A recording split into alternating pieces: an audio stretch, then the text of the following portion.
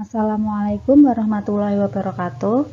Perkenalkan, kami dari kelompok 7 mata kuliah Islam dan Sains kelas TMT 6C. Dalam video kali ini, kami akan menjelaskan tentang getaran, bunyi, dan terapi surat-surat penyembuhan. Anggota kelompok kami, yang pertama Dike Rahma Ayuni, yang kedua Cindy Safira Wilista, dan yang ketiga Karina Nurkumaroh. Dalam video ini, kami akan membahas 3 hal. Yang pertama, pengertian getaran, jenis getaran, dan ayat-ayat Al-Quran yang memuat getaran serta gelombang. Yang kedua, pengertian bunyi, sifat bunyi, jenis bunyi, manfaat bunyi, dan ayat Al-Quran yang memuat bunyi. Dan yang ketiga, terapi surat-surat untuk penyembuh. Yang pertama, kita akan membahas tentang getaran. Apa itu getaran? Getaran merupakan gerak bolak-balik dalam suatu interval waktu tertentu. Setiap gerak yang berulang dalam selang waktu yang sama disebut gerak periodik. Jika suatu partikel bergerak secara periodik melalui lintasan yang sama, gerakannya disebut gerak osilasi atau vibrasi. Nah, gerak osilasi atau vibrasi inilah yang disebut dengan getaran. Dalam kehidupan sehari-hari, tanpa kita sadari, terjadi banyak sekali gerak benda yang bersifat periodik. Contohnya, gerak bandul jam, gerak plat yang bergetar, piston pada silinder mesin motor, dan gerak atom dalam molekul, serta molekul udara ketika terjadi gelombang bunyi. Getaran yang merupakan gerak berulang-ulang dalam Al-Quran dijelaskan dalam surat Al-Kahfi ayat 54, yang artinya, dan sesungguhnya kami telah mengulang-ulangi bagi manusia dalam Al-Quran ini bermacam-macam perumpamaan, dan manusia adalah makhluk yang paling banyak membantah. Selanjutnya, dalam Al-Quran juga dijelaskan salah satu contoh dari getaran adalah terjadinya bencana gempa bumi. Dalam Al-Quran surat Al-Ankabut ayat 37 dijelaskan yang artinya mereka mendustakannya, yakni Syuaib, maka mereka ditimpa gempa yang dahsyat. Lalu jadilah mereka mayat-mayat yang bergelimpangan di tempat-tempat tinggal mereka. Ayat-ayat tadi merupakan pernyataan Allah SWT tentang kandungan Al-Quran yang mengingatkan kita dengan berbagai perumpamaan secara berulang-ulang. Apabila kita perluas makna ayat tersebut dengan peristiwa atau gejala fisis bahwa Allah menciptakan alam semesta dengan wujudnya atau materinya selalu bergerak secara berulang-ulang. Gerak berulang dalam ruang berdimensi 1 ini kita sebut sebagai getaran. Sejak tadi kita telah membahas tentang getaran yang merupakan gerak bolak-balik yang terjadi pada suatu interval waktu tertentu. Lantas, jika getaran tersebut merambat, apa yang akan terjadi? Jika suatu getaran merambat, akan terbentuk suatu gelombang. Jadi, gelombang dapat diartikan sebagai getaran yang merambat dan dalam perambatannya terdapat energi yang ikut terbawa. Gelombang juga dapat diartikan sebagai getaran yang merambat melalui medium. Dengan demikian, gelombang merupakan getaran yang merambat dan getaran merupakan sumber dari gelombang. Gelombang sendiri dapat dikategorikan berdasarkan mediumnya dan berdasarkan arah rambatannya. Berdasarkan mediumnya ada gelombang mekanik dan gelombang elektromagnetik, sedangkan berdasarkan arah rambatannya ada gelombang transversal dan gelombang longitudinal. Yang pertama kita akan membahas gelombang berdasarkan mediumnya. Gelombang berdasarkan mediumnya dibagi menjadi 2. Yang pertama gelombang mekanik. Gelombang mekanik merupakan gelombang yang memerlukan medium untuk merambat. Misalnya saja gelombang bunyi. Dalam Al-Quran surat Hud ayat 94 disebutkan suara atau bunyi sebagai salah satu contoh dari gelombang mekanik. Selanjutnya, berdasarkan mediumnya terdapat gelombang elektromagnetik. Gelombang elektromagnetik merupakan gelombang yang dapat merambat walau tanpa medium. Misalnya gelombang radio, gelombang mikro, sinar UV, gelombang cahaya. Dalam Al-Quran surat Asy-Syams ayat 1 disebutkan cahaya sebagai salah satu contoh dari gelombang elektromagnetik. Sedangkan berdasarkan arah rambatan dan getarannya, gelombang dibedakan menjadi gelombang transversal dan gelombang longitudinal. Gelombang transversal merupakan gelombang yang arah rambatannya tegak lurus dengan arah getarannya. Dalam Al-Quran Surat Hud ayat 43 disebutkan gelombang air sebagai salah satu contoh dari gelombang transversal. Kemudian gelombang longitudinal. Gelombang longitudinal merupakan gelombang yang arah rambatannya sejajar dengan arah getarannya. Misalnya, gelombang pada selingki dan gelombang bunyi. Pengertian bunyi. Bunyi adalah energi yang muncul berupa getaran di udara yang berasal dari berbagai benda atau hal yang memiliki getaran frekuensi.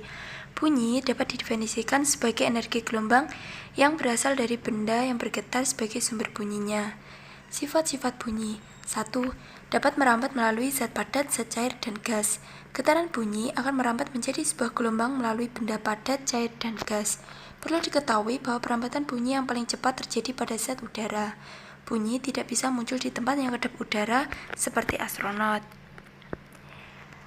2. Dapat diserap dan dipantulkan. Bunyi akan mengalami pemantulan atau refleksi karena memiliki gelombang longitudinal saat merambat ke tempat lain. Energi bunyi tersebut kemudian akan mengenai permukaan benda dan dapat dipantulkan atau diserap dari zat yang menerima energi tersebut. Jenis-jenis bunyi. Bunyi pantulan yang jaraknya tidak jauh. Bunyi pantulan yang dapat memperkuat bunyi aslinya. Gaung. Bentuk bunyi pantulan yang terdengar kurang jelas karena bercampur dengan bunyi aslinya. Gema adalah bentuk bunyi pantulan yang baru bisa didengar setelah bunyi asli keluar. 3. Dapat dibiaskan. Karena bunyi memiliki gelombang, maka bisa terjadi pembiasan. Contohnya, pada petir yang terdengar lebih keras saat malam hari daripada siang hari. Hal ini bisa terjadi karena suhu udara di atas saat siang hari lebih rendah dibandingkan suhu udara di bagian bawah. 4. Dapat mengalami pelenturan. Gelombang bunyi bisa mengalami pelenturan karena memiliki panjang dalam rentang cm sampai meter perambatannya. 5. Bunyi dan gelombang bunyi mengalami perpaduan. Sifat bunyi yang bisa mengalami perpaduan yaitu saat menggunakan dua loudspeaker dengan frekuensi dan amplitudo yang sama, pasti akan menghasilkan bunyi yang keras dan lemah secara bergantian. Contoh sumber bunyi. 1. Alat musik. Alat musik menjadi sumber bunyi karena memiliki resonator yang merupakan ruang udara yang berfungsi untuk dapat memperkuat bunyi. 2. Aktivitas manusia. Berbagai macam aktivitas manusia bisa menjadi sumber bunyi. Contohnya, berbicara, bernyanyi, yang mengeluarkan suara dari pita suara. 3. Alami. Bunyi sumber alami maksudnya adalah muncul begitu saja tanpa pengaruh manusia. Contohnya, bunyi gemuruh petir, bunyi hujan, bunyi angin, percikan api, percikan air yang memang berasal dari alam. Manfaat bunyi. 1. Digunakan untuk cek kandungan menggunakan ultrasonografi atau USG. USG adalah alat untuk mengamati perkembangan bayi di dalam rahim. USG juga digunakan untuk mendeteksi pertumbuhan jaringan tumor dan kondisi otak. Yang kedua, pengujian ultrasonik. Bermanfaat untuk membasmi hama karena bisa membuat efek depresi pada tikus. 3. Terapi ultrasonik. Terapi ultrasonik untuk menghilangkan sakit pada sendi dan otot. 4. Pembersih ultrasonik. Digunakan sebagai bahan dalam mesin cuci piring. Alat pencuci piring ini bekerja dengan air dan sabun yang digetarkan dengan bunyi ultrasonik. Yang kelima, sonar. Sumber bunyi dalam perspektif Al-Quran. Surat ke-39 Al-Quran yang dinamakan As-Zumar, yang berarti rombongan perang, pada ayat ke-68 menceritakan peniupan sangkakala digunakan malaikat Israfil pada hari kiamat.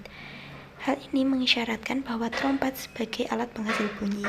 Trompet digambarkan dalam Al-Quran sebagaimana telah tertulis dalam hal berikut, yang artinya, dan sangkakala pun ditiup, maka matilah semua makhluk yang di langit dan di bumi, kecuali mereka yang dikehendaki Allah. Kemudian ditiup sekali lagi sangkakala itu, maka seketika itu mereka bangun dari kuburnya menunggu keputusan Allah. Selanjutnya yaitu contoh-contoh surat untuk terapi suara penyembuhan. Al-Quran adalah asy-syifa atau sebagai penyembuh atau obat. Untuk memperkuat fakta tersebut, terdapat banyak surah yang menerangkan dengan sangat jelas baik dari Al-Quran maupun dari hadis Rasulullah SAW. Sebagai contoh yaitu pada Quran Surat Al-Isra ayat 82, yang artinya, dan kami turunkan dari Al-Quran sesuatu yang menjadi penawar dan rahmat bagi orang-orang yang beriman. Sedangkan bagi orang yang zolim, Al-Quran itu hanya akan menambah kerugian. Adapun pada Quran Surat Yunus ayat 57 yang artinya, wahai manusia, sungguh telah datang kepadamu pelajaran Al-Quran dari Tuhanmu, penyembuh bagi penyakit yang ada dalam dada dan petunjuk bagi rahmat bagi orang-orang yang beriman. Quran Yunus ayat 57. Kemudian selanjutnya terdapat pada Quran Surat At-Taubah ayat 14 yang artinya, perangilah mereka, niscaya Allah akan menyiksa mereka dengan perantara tanganmu, dan Dia akan menghina mereka dan menolongmu dengan kemenangan atas mereka, serta melegakan hati orang-orang yang beriman. Quran Surat At-Taubah ayat 14. Adapun pada Quran Surat An-Nahl ayat 69 yang artinya, kemudian makanlah dari segala macam buah-buahan, lalu tempuhlah jalan Tuhanmu yang telah dimudahkan bagimu. Dari perut lebah itu keluar minuman madu yang bermacam-macam warnanya. Di dalamnya terdapat obat yang menyembuhkan bagi manusia. Sungguh pada demikian itu benar-benar terdapat tanda kebesaran Allah bagi orang yang berpikir. Quran Surat An-Nahl ayat 69. Adapun pendapat dari Syekh Abdul Qasim Al-Qushairi bahwa ketika anaknya menderita sakit yang amat parah, ia berkata, ketika aku putus asa menyembuhkannya dan permasalahanku jadi semakin rumit, maka aku pun bermimpi bertemu Rasulullah SAW di dalam tidurku. Aku lantas mengadu kepada beliau atas apa yang menimpa anakku. Rasulullah lantas bersabda, mengapa engkau tidak menggunakan ayat-ayat penyembuh? Maka ketika bangun dan teringat dalam mimpi yang aku alami tersebut, aku pun memperhatikan dan berpikir serius untuk mencoba menemukan ayat-ayat penyembuh itu. Kemudian aku dapatkan 6 ayat-ayat penyembuh seperti contoh sebelumnya. Abdul Qasim berkata, lalu aku pun menulisnya pada sebuah lembaran, kemudian aku mencelupkannya ke dalam air, lalu aku memberikan air tersebut kepadanya. Maka ia pun seakan-akan terbebas dari ikatan penyakit tersebut. Kemudian selanjutnya pandangan sains terhadap terapi Al-Quran. Para ilmuwan menemukan bahwa sel-sel yang ada di dalam tubuh manusia dipengaruhi oleh bermacam-macam gelombang seperti gelombang sinar, gelombang radio, gelombang suara, dan lain-lain. Maka kesehatan tubuh dapat diperoleh dari media suara, yaitu melalui gelombang suara. Salah satu caranya adalah dengan membaca Al-Quran secara tartil. Sekian video presentasi kelompok kami, kurang lebihnya kami mohon maaf. Wassalamualaikum warahmatullahi wabarakatuh.